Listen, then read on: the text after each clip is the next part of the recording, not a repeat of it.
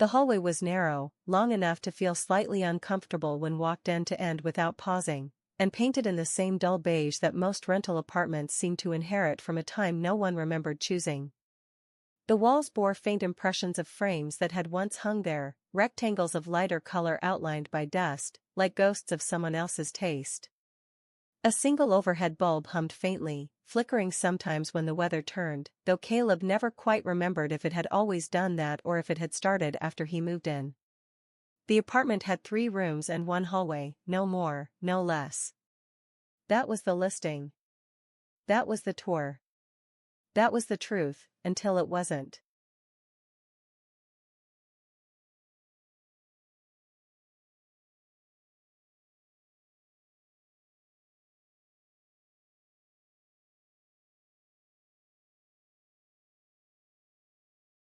He first noticed the second door on a Sunday evening. It wasn't dramatic. There was no sudden gust of wind, no eerie sound cue, just a pause in his walk to the kitchen. He was halfway down the hallway when something didn't feel right, a subtle disruption in the rhythm of the wall, a shift in weight. He stopped, turned his head slightly, and there it was, a door, flush with the wall, the same beige as the rest of it, no handle, no frame, no visible hinge, but undeniably a door. Not imagined. Not misremembered. A door where there hadn't been one.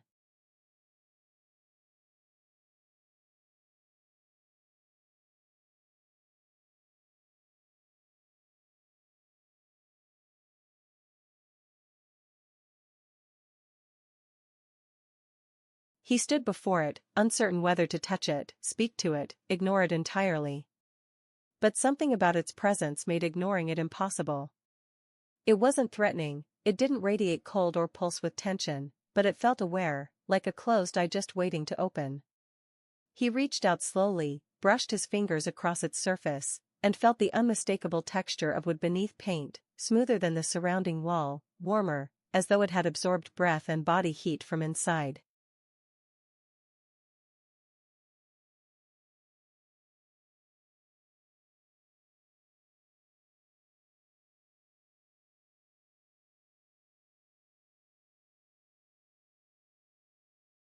He stepped back and blinked, and the door was gone.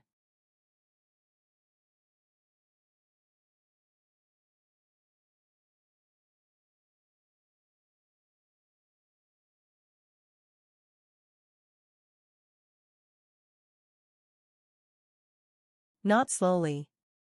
Not with fanfare. It was simply no longer there.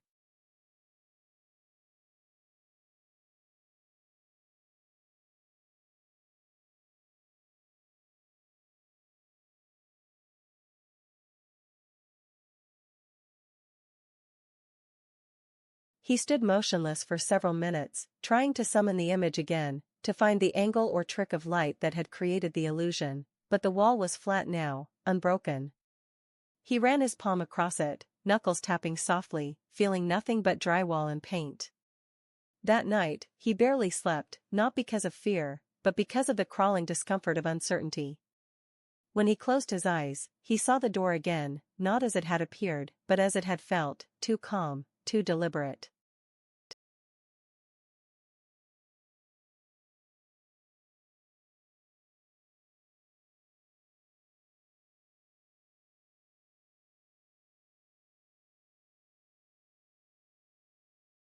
The next day, he tried to talk himself out of it. He had seen a shadow, a trick of tiredness, a flaw in the plaster, anything but what he knew it had been. He walked the hallway 6 times, each time running his hand along the wall, each time finding nothing. But on the 7th walk, just as he reached the midpoint, he felt it again, warmth, the subtle give of a hidden seam, the sudden certainty that if he pressed just right, something would shift. He didn't press. Not yet.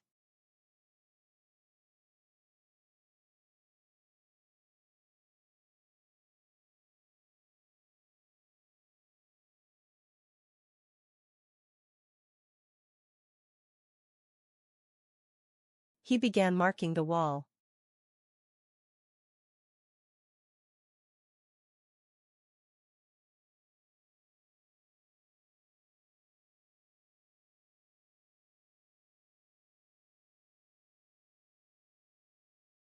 Each morning, a pencil line.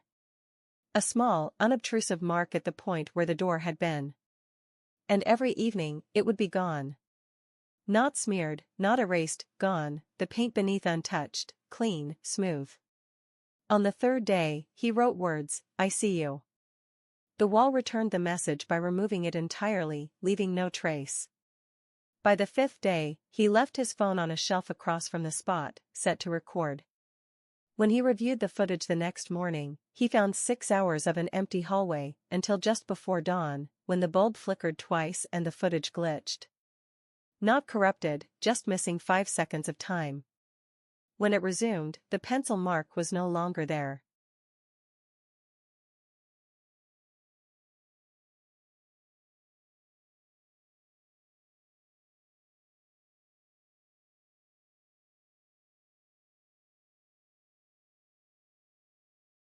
He began to hear things.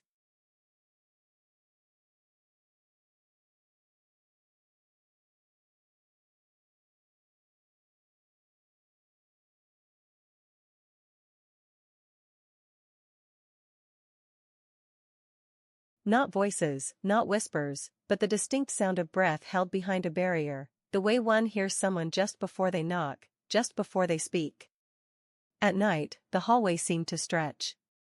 Not visually, it still measured the same number of steps, but in feeling. Walking down it felt longer. The walls pressed closer. The light overhead dimmed at the edges. And the space where the door had appeared began to draw his attention even when his back was turned.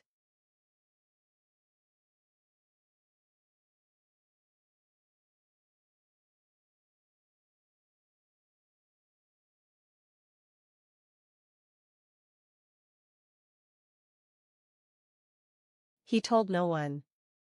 When his brother came to visit, Caleb asked him casually how many doors were in the hallway. His brother counted them out loud: bedroom, bathroom, storage closet, and then nodded, confirming the total. Caleb didn't press further. He walked him down the hallway slowly, pausing at the spot, watching for any flicker of recognition in his brother's expression.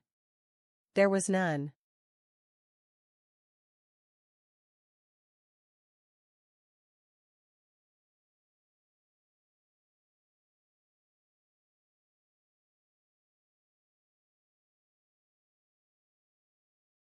No one else could see it.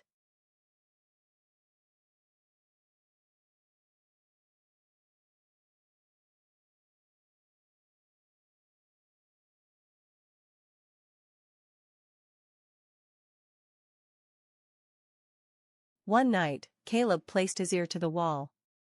There was no sound, no mechanical hum or structural creak, only a dense, patient silence.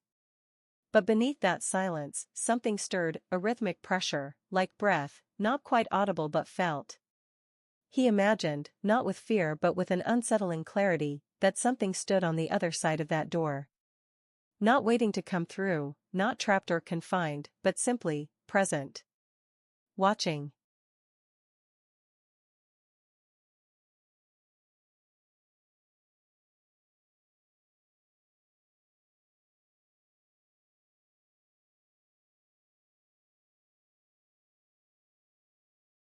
He tried sleeping in the living room, away from the hallway, but even there, the door followed. Not literally, not in architecture, but in sensation. The weight of its presence began to bleed into the walls of the apartment. He'd close his eyes and see the outline of the door glowing faintly in the dark.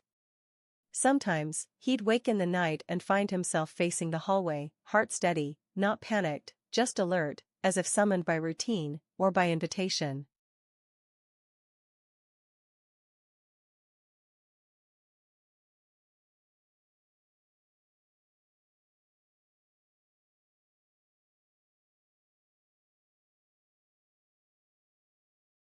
By the 10th day, the door no longer needed to disappear.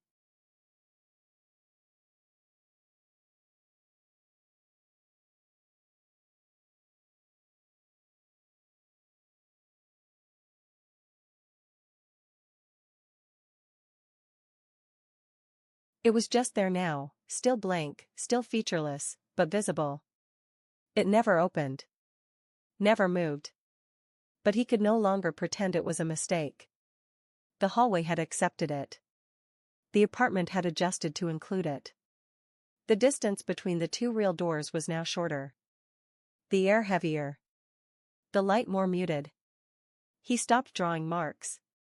He stopped asking questions.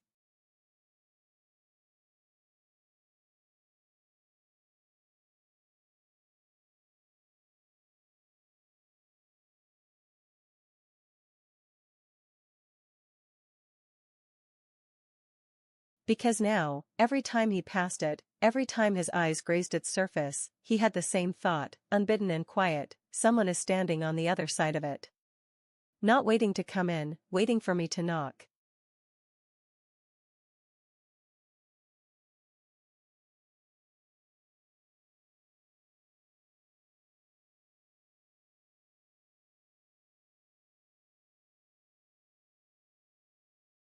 It didn't open, not once, not ever, and yet the more Caleb lived with the door, the less it seemed closed in the conventional sense, because what the eye could not see, the body still felt: the pressure of attention, the weight of something poised just beyond reach, like a thought you haven't thought yet but already know is yours. The hallway had changed again, not in dimension, not in decor, but in nature, as if space itself had contracted, like the walls had drawn breath and refused to let it go, suspending the corridor in a constant state of tension. Caleb no longer walked through it casually, he passed it with the cautious reverence one gives a room that might be occupied, pausing slightly every time he neared the door's outline, not to touch, not to investigate, but because his body refused to move faster. And yet, in all this time, he never pressed his palm against it again. That first contact had been enough, too warm, too precise, too distinctly alive.